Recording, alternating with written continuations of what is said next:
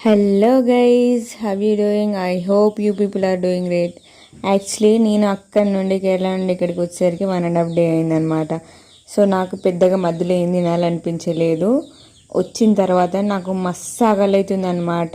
ఇదే జర్నీని చూసుకుంటూ వచ్చేసరికి నాకైతే హెడేక్ వచ్చిండే. ఇంకా మా అమ్మ మంచిగా ఇంటికి వచ్చేసరికి మంచిగా చికెన్ కర్రీ చేసేసింది.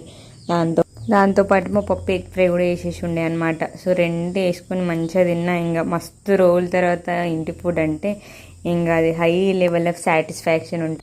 ఇక దాని తర్వాత మా అమ్మ రీసెంట్ పెట్టిన మామిడికాయ పచ్చడిని కూడా టేస్ట్ చేసాను అనమాట.